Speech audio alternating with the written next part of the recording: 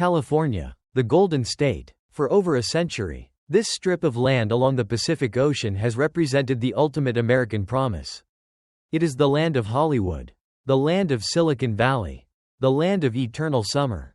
If California were a country, it would have the fifth largest economy in the world, richer than India, richer than the United Kingdom, richer than France. It is a state of unimaginable power, innovation, and wealth.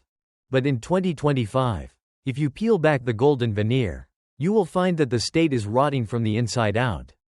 From the streets of San Diego to the forests of Humboldt County, California has become the epicenter of a humanitarian catastrophe that rivals the Great Depression. We are witnessing the collapse of the social contract in America's most powerful state. We are watching a place that generates trillions of dollars in wealth fail to provide the basic necessities of civilization, safety, shelter, and order, to hundreds of thousands of its citizens. Welcome to California Homeless Crisis 2025, the collapse of America's most powerful state. Today, we are not just looking at one city. We are looking at the systemic failure of an entire region. We are going to investigate how the cost of living became a guillotine for the working class. How the homeless industrial complex absorbed billions of dollars with zero results. And how a chemical wildfire of fentanyl and methamphetamine has turned the California dream into a nightmare. To understand the magnitude of this crisis, you have to look at the map. In most states, homelessness is confined to a few bad neighborhoods in the biggest city. In California, it is everywhere. Let's start in the north. In San Francisco, we have documented the Tenderloin extensively. But the crisis has spread. It has crossed the bay into Oakland, where massive encampments of RVs and broken-down vehicles line the industrial corridors for miles. It has moved into the wealthy suburbs of Marin County, the doom loop of the Bay Area, where businesses flee, tax revenue drops, and social services collapse, is now a regional reality. Move inland to Sacramento, the state capital. This is where the laws are made. This is where the governor sits. And yet, the streets surrounding the Capitol building are lined with tents. In 2025, the lawmakers had to drive through a gauntlet of poverty to get to work. It is a visual testament to the failure of their own policies. Then travel south to Los Angeles. The sheer scale of it is hard to comprehend. Skid Row is no longer a containment zone. The entire city is Skid Row. The encampments have moved into Hollywood, onto the beaches of Venice, and into the valleys. The LA River has become a linear city of the unhoused. A hidden world of desperation flowing through the concrete veins of the metropolis. And finally, San Diego, once known for its military discipline and clean streets. It is now fighting a losing battle against the influx of fentanyl across the border. The parks, the canyons, and the riverbeds are full. What connects these places? It is the economics of exclusion. California has become a feudal state. You have a landed gentry, the people who bought houses 30 years ago. Or the tech millionaires, and you have the serfs. In 2025, the median home price in California is mathematically impossible for a working-class family.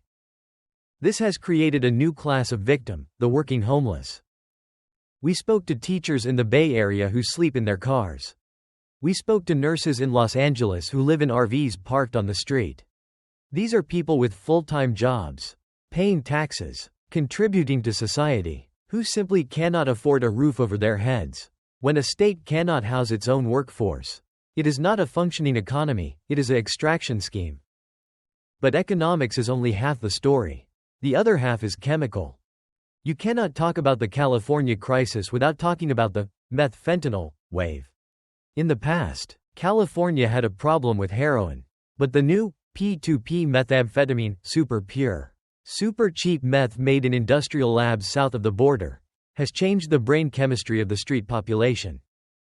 This drug drives severe, rapid psychosis. It causes people to strip naked in traffic, to scream at invisible enemies, to become violent. Combined with fentanyl, which numbs the body, you have a population that is mentally shattering while physically decaying. This chemical reality makes the housing first policy incredibly difficult. You cannot simply take someone in the grip of P2P meth psychosis, put them in an apartment, and expect them to pay rent and maintain the property. We have seen new supportive housing units in Los Angeles destroyed within months, turning into drug dens because there was no requirement for treatment. And this brings us to the billion-dollar failure. In the last 5 years, California has spent over $24 billion on homelessness. They passed Proposition HHH. They passed measures for mental health funding. They raised taxes. And in that same time period, the number of homeless people didn't go down. It went up. Where did the money go? This is the uncomfortable truth about the homeless industrial complex. There is an army of consultants, non-profits, developers, and bureaucrats who feed off this crisis. In California, it can cost up to $800,000 to build a single unit of affordable housing. The regulations, the environmental reviews, the labor unions, the lawsuits, everyone takes a cut. The result is a paralysis of action. The state is hemorrhaging money to manage the problem. Rather than solving it, it has become profitable to maintain the crisis. If the homeless problem disappeared tomorrow, thousands of bureaucrats would lose their jobs. The citizens of California are reaching a breaking point. We are seeing a mass exodus. The famous CaliforniaExodus is not a myth, it is a demographic shift. Middle-class families are packing U-Hauls and moving to Texas, to Arizona, to Nevada, to Tennessee. They are fleeing the high taxes, the crime, and the visual reminder that their government has failed. For the first time in its history, California is losing population. The dream is leaking out. But for those who remain, the reality is a daily confrontation with despair.